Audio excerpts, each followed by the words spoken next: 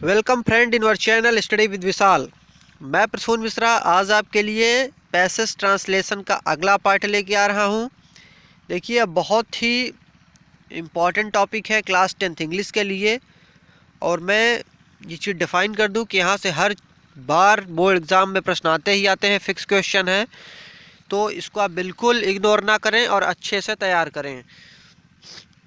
तो जैसा कि मैं बता चुका हूँ क्लास 10th इंग्लिश के लिए स्पेशली फॉर यूपी बोर्ड के लिए ये पैसेज ट्रांसलेशन है। पार्ट 8 तक अपलोड हो चुके हैं हमारे चैनल पे, इसको प्लेलिस्ट पे आप चेक कर सकते हैं। और वहाँ से जाके मैं यही एडवाइस दूंगा, डिस्क्रिप्शन में भी आपको पिछले वीडियो की लिंक मिल जाएगी, तो वहाँ से आप जाके पूरा देखें, अच्छे से प्रैक्टिस करें। कोई प्रॉब्लम होती है आप हमें कमेंट करके बताएं, आपके प्रॉब्लम को जल्द से जल्द सॉल्व किया जाएगा। प्रीवियस ईयर पैसेज है ये, जो कि मतलब इससे पहले पूछा जा चुका है। तो एग्ज़ाम काफ़ी नज़दीक है आपके, 3 महीने शायद बचे हुए हैं। अप्रैल्स में आपके एग्ज़ाम होने हैं, लास्ट मार्च या अप्रैल में एग्ज़ाम होने हैं। तो उससे पहले इस समय बच्चों का फोकस ज़्यादा से ज़्यादा प्रीवियस ईयर क्वेश्चंस पे है कि जो क्वेश्चन बोर्ड रिपीट कर रहा है उन्हें हम तैयार कर लें, जो क्वेश्चन बोर्ड में आए हुए हैं। तो इसी कड़ी में हमने बोर्ड में ही पूछा गया क्वेश्चन लेके आते हैं, और हर वीडियो प्रीवियस ईयर पे बेस्ड होती है। और ये पैसेज भी 2016 में पूछा जा चुका है। तो चलिए स्टार्ट करेंगे। पहला सेंटेंस हमारे पास है, ईश्वर ने हमारे लिए चांद बनाया है।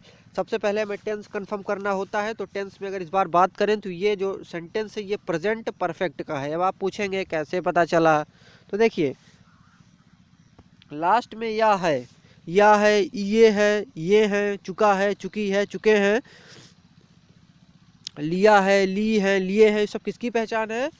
ये सब पहचान है स्टूडेंट प्रेजेंट परफेक्ट टेंस की।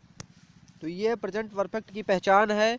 या है हेल्पिंग वर्ब क्या होता है इसका? हैज़ और हैव, जो कि सब्जेक्ट के सिंगुलर और प्लूरल के हिसाब से हम यूज करते हैं। तो बहुत अच्छा, चलिए अगला देखेंगे। अब कुछ डिफिकल्ट मीनिंग देख लीजिए। बनाना का होता है मेड। यहाँ पे मेड क्यों लगा है? क्योंकि ये वर्ब की थर्ड फॉर्म है। सभी परफेक्ट टेंस में, चाहे प्रेजेंट का हो, चाहे पास्ट का हो, चाहे फ्यूचर का हो, परफेक्ट में आपको थर्ड फॉर्म यूज करनी है। इसलिए हमने बनाया का मेड यूज किया है। ईश्वर का गॉड होता है, हमारे लिए का क्या होगा? For us. ठीक है, बहुत अच्छे। चांद का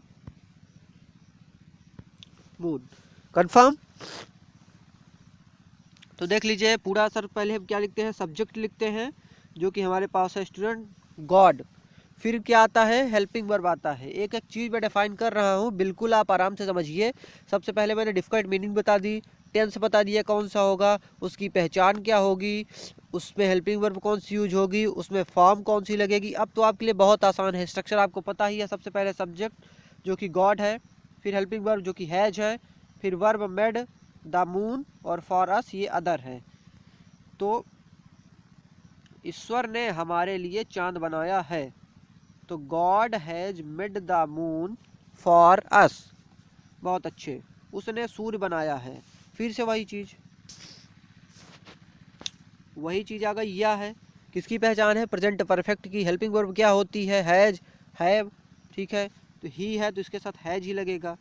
ही, सी, इट या नेम के साथ हैज का यूज होता है, या फिर और आए तो उसमें हैव का यूज करते हैं, या फिर प्लूरल हो तो यहाँ पे हम हैज का यूज करेंगे। और आपको मैं बता ही चुका हूँ कि इस टेंस में परफेक्ट किसी का टेंस हो तो वहाँ थर्ड फॉर्म यूज करते हैं। तो पूरा क्या हो जाएगा? तो ये देखिए, उसने सूर्य बनाया है, तो ही हैज मेड द सन। ठीक है, सबसे पहले सब्जेक्ट आया, फिर हेल्पिंग वर्ब आई, फिर वर्ब आई, फिर ऑब्जेक्ट। तो ही हैज मेड द सन, उसने सूर्य बनाया है। आदमी घर बनाता है, इसका क्या होगा? देखिए आदमी का तो मैन होता है, पता है आपको। बनाना का यहाँ पे बिल्ड लिखेंगे। अब एक चीज़ आपको और यहाँ पे मैं कंफर्म कर दूँ, ये बहुत बारीक टॉपिक है। ये बनाया, और एक मिनट, एक मिनट, ये जो बनाया आया है और ये बनाता है तो सेम थिंग्स, लेकिन इसके लिए यहाँ पर मेड का यूज किया गया। आप ये देख लीजिए, ये मेड का यूज किया गया ये। तो इसका क्या मतलब हुआ, देखिए मेड मतलब क्या होता है, मेड, और मैंने यहाँ पे क्या यूज किया है, बिल्ड्स।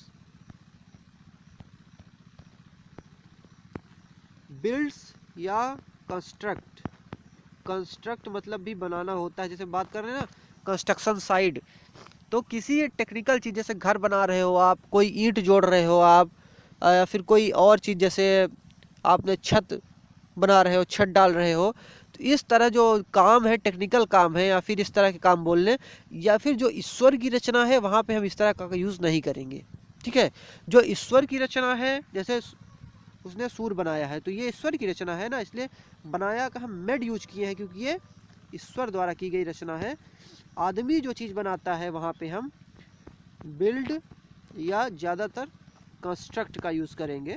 ठीक है, तो इसमें आप डाउट बिल्कुल ना रहे कि सर वहाँ पे आपने मेड यूज किया है और यहाँ पे आपने बिल्ड्स यूज किया है। तो इतना क्लियर है, बहुत अच्छे। तो अगला देखें, चलिए आदमी घर बनाता है, आदमी का क्या होगा, मैन होगा, बनाना का बिल्ड होगा, घर का हाउसेस होगा।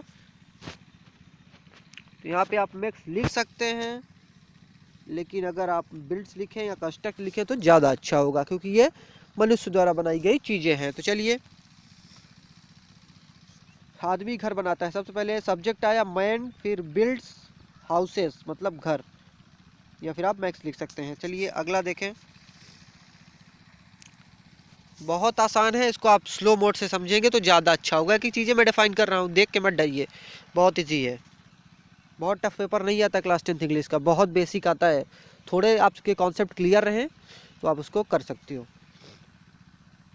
आदमी ने कंप्यूटर तथा परमाणु बम बनाया है, या है सेम चीज़, देख लीजिए, हैज लग गया, फिर मेड। ठीक है, तो यहाँ पर मैंने ये नहीं कहा कि आप यहाँ पे देखिए, इसीलिए नीचे मैं दोनों चीज़ लिख दिया था, आप दोनों यूज कर सकते हैं।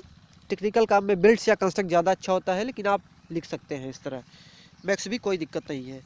तो आदमी ने कंप्यूटर तथा परमाणु बम बनाया है, तो मैन सबसे पहले सब्जेक्ट, फिर हेल्पिंग वर्ब हैज, फिर verb made the computer, computer एक मशीन है।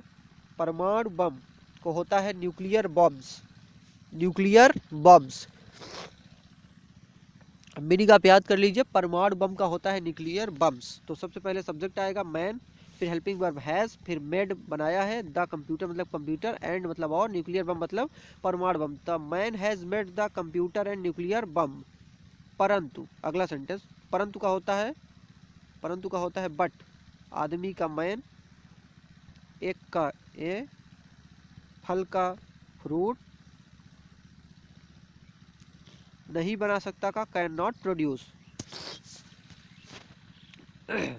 अब देखिए यहाँ पर प्रोड्यूस भी लगा दिया गया बनाने का, तो फल, फल के लिए हम प्रोड्यूस यूज़ कर सकते हैं, क्योंकि ये प्रोड्यूस मतलब क्या होता है, प्रोड्यूस मतलब एक मतलब कोई चीज़ है, समझ लीजिए किसी प्रोसेस के बाद ना दी जाए। प्रोड्यूस कोई चीज़ उत्पन्न करना।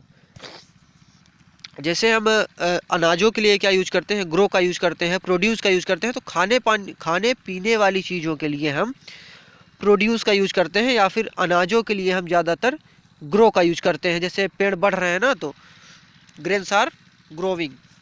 तो इतना आप कंफर्म रहिए। चलिए, थोड़ा सा स्लाइड ऊपर हो गई थी, सॉरी। परंतु आदमी एक फल नहीं बना सकता, but man can not produce a fruit. तो इतना कंफर्म है आपको, बहुत अच्छे। हमें ईश्वर की पूजा करनी चाहिए। अब देखिए, इस तरह के सेंटेंस आप तो शायद ट्रांसलेशन में नहीं पढ़े होंगे, तो इसको मैं क्लियर कर दूं। अगर चाहिए वाक्य में आए तो वहाँ पे हमें शुड का यूज़ करना होता है। मतलब एक कंपलसरी बता दिया जाता है कि जैसे हमें ईश्वर की पूजा करनी चाहिए। तो इसका मतलब क्या हुआ, कंपलसरी है, ज़रूरी है, मतलब एक अच्छी चीज़ है, अच्छी आदत है जो कि ज़रूरी है। अब हमें घर जाना चाहिए, तो we should go to home now. तो हमें, इसलिए हमने यहाँ पे यूज़ किया है, चाहिए के अर्थ में हम शुड का यूज करते हैं। तो बहुत अच्छे। ये आप जानते ही हैं, हमें का वी होता है, ईश्वर का गॉड होता है,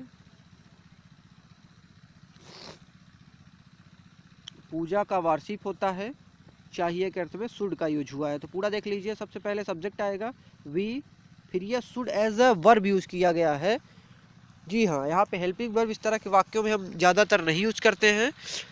शुड एज अ वर्ब की, एज अ हेल्पिंग वर्ब की जगह यूज हुआ है। तो ये मत कहिएगा कि सर सब्जेक्ट के बाद आप हेल्पिंग वर्ब लगाइए, सब्जेक्ट के बाद हम शुड का यूज़ करेंगे चाहिए के अर्थ में। अगर कहीं भी आपको इस तरह वाक्य मिले तो आप शुड का यूज कर सकते हैं बेझिझक। तो we should worship the God, हमें ईश्वर की पूजा करनी चाहिए। इतना आपको कन्फर्म है? बहुत अच्छे।